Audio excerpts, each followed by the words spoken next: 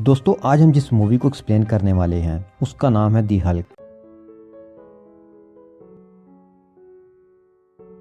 Movie के शुरू में हम लेबॉर्ट्री में एक जेनेटिक इंजीनियर डेविड बैनर को देखते हैं जो डिफरेंट एनिमल्स के डीएनए को मिलाकर कुछ खास बनाने की कोशिश कर रहा है।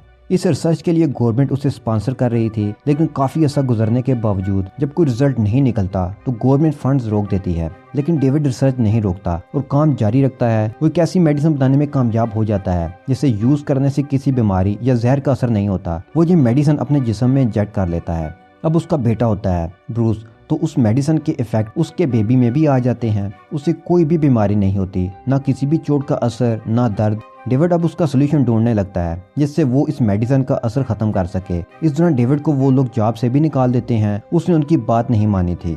अब हमें कई साल बाद का सीन दिखाया जाता है जहाँ अब ब्रूस बड़ा हो चुका है। वो एक और फैमिली के साथ रह रहा है। उसे बताया जाता है कि उसके पेरेंट्स मर चुके हैं। ब्रूस मेहनती और लायक था, तो वो भी एक दिन साइंटिस्ट बन जाता है। वो जहाँ काम करता है वहाँ बेटी रोज भी काम करती है। दोनों एक दूसरे को पसंद भी करते हैं। वो भी मुख्तलिफ रिसर्च करते रहते हैं। इन दिनों वो इस पर रिसर्च कर रहे हैं कि किसी भी जख्म को क्विकली कैसे हील किया जाए और जो जख्म लाइलाज हों उन्हें कैसे हील किया जाए।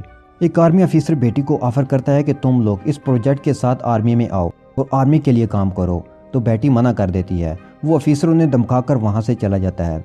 बेटी जब वहाँ से निकलती है तो वो एक सफाई वाले को देखती है जिसका होलिया अजीब सा था। बेटी के जाने के बाद वो लैब में चला जाता है और वहाँ से ब्रूस का एक बाल ले लेता है। वो इस बाल से ब्रूस का डीएनए लेना चाहता था।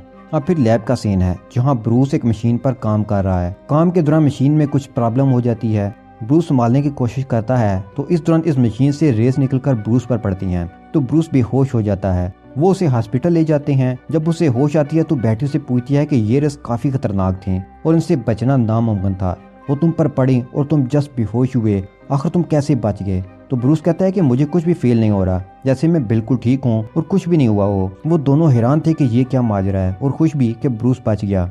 फिर रात को उसके डैड वहाँ आ जाते हैं। वो उसे बताते हैं कि मैं तुम्हारा डैड हूँ, लेकिन ब्रूस नहीं मानता और कहता है कि वो तो मर चुके हैं। डेविड बताता है कि आर्मी ने तुमसे झूठ बोला, उन्होंने मेरी रिसर्च भी रुकवा दी थी और बेटी उसी जर्नल की बेटी है जिसने मेरी रिसर्च रुकवाई थी। और जो रिसर्च तुम कर रहे हो वो तो तुम्हारे अंदर है, तुम्हें कहीं से ढूंढने की जरूरत नहीं। तुमने देखा नहीं कि कैसे तुम रेस से बच गए? तुम कभी बीमार भी नहीं हुए, ना चोट का एहसास। ब्रूस इन बातों पर बिलीव नहीं कर पा रहा था।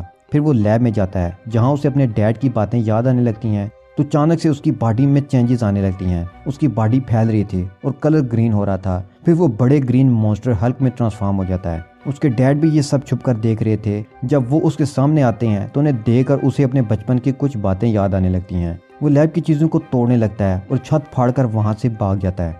अगले दिन बेटी ब्रोस के घर जाती है तो वो उससे पूछती है कि कल रात लैब में तोड़फोड़ हुई और अजीब चीजें, क्या कल तुम लैब गए थे? ब्रूस को कल का कुछ भी याद नहीं था, तो वो कहता है कि मैं कल लैब नहीं गया और कल मुझे अजीब सा सपना भी आया। सपने में कोई आदमी मुझे कह रहा था कि वो मेरा डैड है, हालांकि वो तो मर चुके हैं। फिर वहाँ बेटी के डैड यानी जर्नल आ जाते हैं। उसका नाम थेडियस रोस है। वो बेटी को बाहर भेज देते हैं। वो जानते हैं कि ब्रूस डेविड का ही बेटा है और वो अपने डैड का छोड़ा हुआ काम पूरा कर रहा है। वो ब्रूस से बातें करने लगते हैं। इसी दौरान बेटी रोज के डैड के पास चली जाती है। वो उनसे पूछती है कि ब्रूस के पास ऐसा क्या है जिसकी वजह से जर्नल उनके पीछे पड़ गए। डेविड कहता है कि वो खास और यूनिक है। अगर तुम्हारे डैड को उसका पता चल गया तो वो उसे पकड़ लेंगे और बाकी दुनिया भी उसे एक्सेप्ट नहीं करेगी, क्योंकि दुनिया यूनिक और मुख्तलिफ चीज़ों को एक्सेप्ट नहीं करती। ब्रूस खतरे में आ सकता है। इधर जनरल से पूछता है कि बताओ तुम्हारे डैड कहाँ हैं? वो कहता है कि मुझे नहीं पता क्योंकि वो तो मर चुके हैं। जनरल कहता है कि वो मरे नहीं हैं, बहुत साल पहले मैंने ही उनकी रिसर्च रुकवाई थी और उन्हें जेल भेजा था, इसलिए अगर मुझे इस बारे में तुम नहीं बताओगे तो तुम्हारे डैड की तरह मैं तुम्हें भी जेल भेज दूंगा।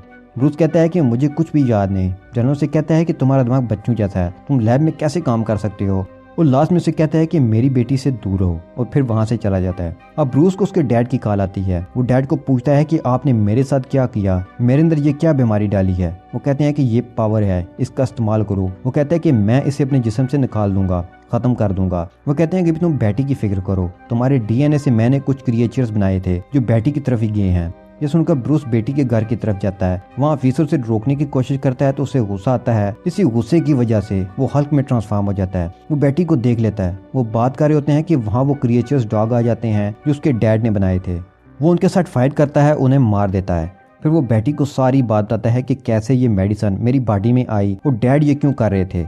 जब मुझ पर लैब में रेस पड़ी तो इस मेडिसिन की वजह से मुझ में अजीब तब्दीलियाँ आ गईं और ये सुपर पावर मुझे मिल गई। बेटी कहती है कि मैं हर हाल में तुम्हारे साथ हूँ।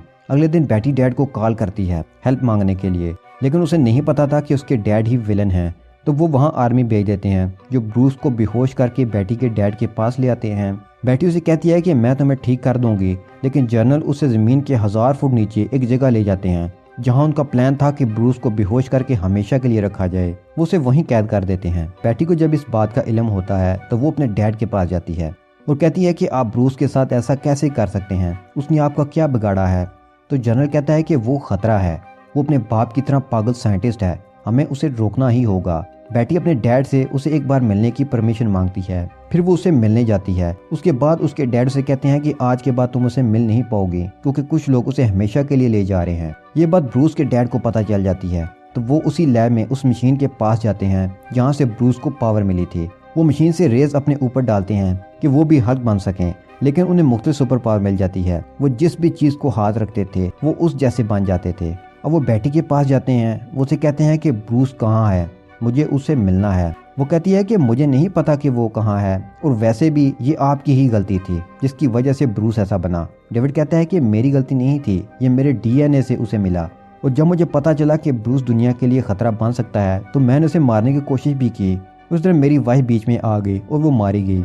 दूसरी तरफ हम देखते हैं कि वो लोग ब्रूस पर टार्चर कर रहे हैं। वो चाहते हैं कि वो गुस्से में आए और हल्क बने, और जैसे ही वो हल्क बने वो उसकी स्किन ले सकें और उसकी मदद से ये उस जैसे क्रिएचर्स बनाएं। लेकिन ब्रूस ये सब जानता है, वो गुस्सा नहीं करता, वो उन्हें उनके गलत काम में कामयाब नहीं होता देख सकता था। वो उस पर इतना टार्चर करते हैं कि वो बेहोश हो जाता है, और अब उसे बचपन की यादें आने लगती हैं। उसे एक याद आती है कि किस तरह उसके डैड उसे मॉन्स्टर समझकर उस पर अटैक कर रहे हैं, और इस अटैक में उसकी मॉम की जान चली गई। अब ब्रूस को गुस्सा आने लगता है और वो हल्क बनने लगता है। हल्क बनते ही वो वाटर टैंक से बाहर आता है। वो उस पर अटैक करते हैं, लेकिन हल्क बहुत पावरफुल था, उसे गोलियों का कोई असर नहीं होता। वो बिल्डिंग तोड़कर बाहर आ जाता है। अब एक्शन शुरू हो चुका है। आर्मी हल्क का पीछा कर रही है, हेलीकॉप्टर से और फाइटर प्लेन से उस पर अटैक भी करते हैं। पहले वो जंप करके हेलीकॉप्टर पर चढ़ता है और उसके बाद वो फाइटर प्लेन पर चढ़ जाता है। वो उसे जान छुड़ाने की कोशिश करते हैं, लेकिन हल्क नहीं गिरता, तो वो ऊंचाई पर जहाज ले जाते हैं। तो हल्क फिसल कर पानी में गिर जाता है। वो उस पर मिसाइल फेंकते हैं, लेकिन वो वहां से निकलकर रोड के नीचे से होता हुआ शहर की तरफ आ जाता है, और वो शहर में फाइट शुरू कर देते हैं, जहाँ बेटी के डैड एक ट्रैप करते हैं। वो बेटी को वहां भेज देते हैं, जिसे देखकर हल्क काम डाउन हो जाता है, जिसकी वजह से अब वो नॉर्मल इंसान में ट्रांसफॉर्म हो जाता है। और इसी वक्त आर्मी वहां आ जाती है। बेटी को ये नहीं पता था कि उसके डैड ने उसे यूज किया। वो अपने डैड से नफरत करने लगती है। अब ब्रूस को वो पकड़ कर ले जाते हैं। ब्रूस के डैड भी आर्मी के पास आते हैं और कहते हैं कि मुझे पकड़ लो, लेकिन मेरे बेटे से मेरी बात करवा दो। वो उसे मिलने की इजाजत दे देते हैं। डेविड यहाँ प्लान बनाकर आया था, वो अपने बेटे को छुड़वाने आया था। यहाँ डेविड उससे ऐसी बातें करते हैं कि उसे गुस्सा आए, लेकिन ब्रूस को गुस्सा नहीं आता। फिर डेविड वहाँ इलेक्ट्रिसिटी वायर से सारी इलेक्ट्रिसिटी अब्जॉर्ब करने लगते हैं। देखते ही देखते पूरे शहर की एनर्जी अब्जॉर्ब कर लेते हैं और ब्रूस को भी शॉक देते हैं, जिससे वो भी हल्क में ट्रांसफॉर्म हो चुका है। अब दोनों फाइट करने लगते हैं। ब्रूस के डैड उससे सारी एनर्जी पावर लेना चाहते थे। आखिर में हल्क कहता है कि आप ही सारी एनर्जी ले लो। उसके डैड अब उसकी एनर्जी भी अब्जॉर्ब करने लगते हैं, लेकिन वो इस पावर को संभाल नहीं पाते। तो वो हल्क को कहते हैं कि मैं नहीं संभाल पा रहा, ये तुम ही रखो, तुम इस पावर को कंट्रोल कर सकते हो। अब यहाँ आर्मी उन पर बम फेंक देती है। वो समझते हैं कि इस बम धमाके में दोनों बाप बेटा मारे गए। अब 1 साल बाद का दिन दिखाया जाता है। बेटी के डैड उसे कॉल करते हैं और कहते हैं कि ब्रूस अगर तुम्हें कहीं दिखे तो मुझे बताना। सब यही समझते हैं कि वो मार जा चुका है, लेकिन मुझे यकीन है कि वो अब भी कहीं ना कहीं जिंदा है। बेटी कहती है कि मैं आपको कभी भी नहीं बताऊंगी और ना उसे याद करूंगी, वरना वो याद बनकर मेरे पास आ जाएगा। फिर हम देखते हैं कि जंगल में ब्रूस अब भी जिंदा है। वो वहाँ लोगों का इलाज कर रहा है। उसे अपने गुस्से पर काबू भी आ गया है, इसलिए वो हल्क नहीं बनता और छुपा हुआ है। और यहीं पर यह मूवी खत्म हो जाती है।